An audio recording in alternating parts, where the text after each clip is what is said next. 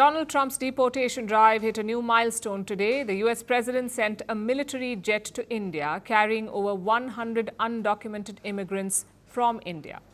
This is the furthest a US military deportation flight has ever gone. The US has deported Indians before. More than 1,000 of them were sent home last year, but they were sent back via charter or commercial flights. It was far more subtle. Trump doesn't care about subtlety, though.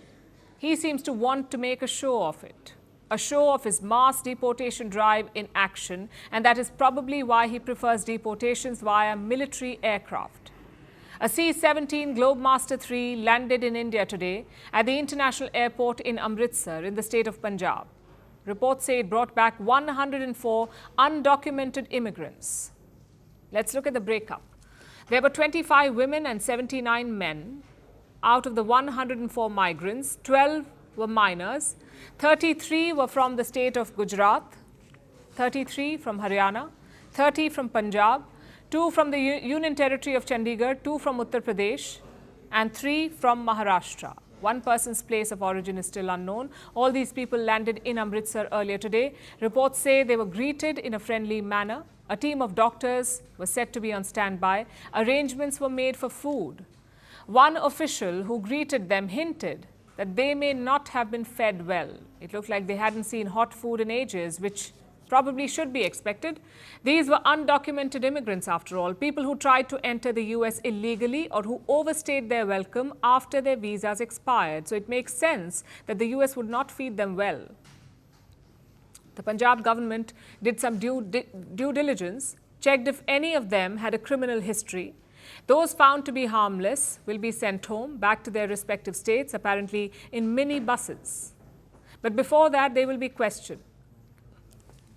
All said and done, these Indians were in the US illegally, or at least trying to get in.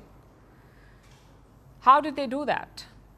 Who helped them enter? Were human traffickers involved? All these questions are questions that Indian authorities want answered. Once the officials extract all the information they can, the migrants will be sent home.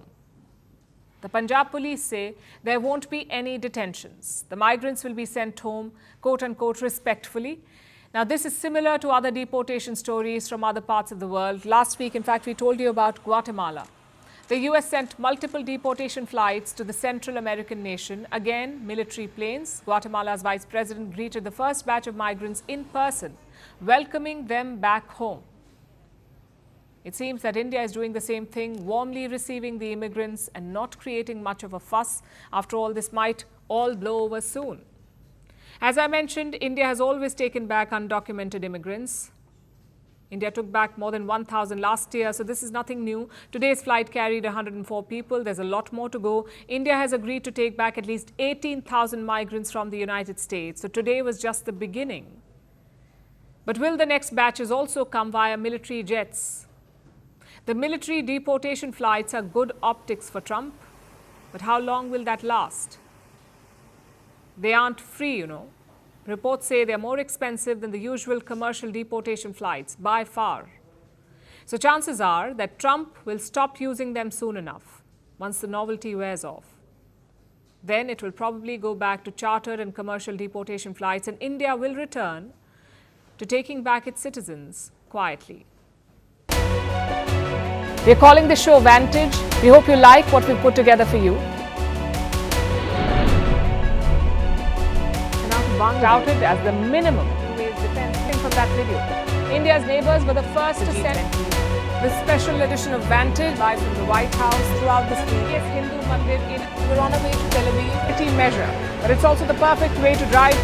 I don't think that Prime Minister of Bhutan, Sherin Tagwe. Welcome to 60% of the world's office. Prime Minister Modi did the iron. We were actually. How are you doing? How do you like? It's been 1 year since that meeting. Iron bars separate you from the outside. Out the vote effort. Trump had, it says, and at $4.3 trillion, 300 billion by 2030.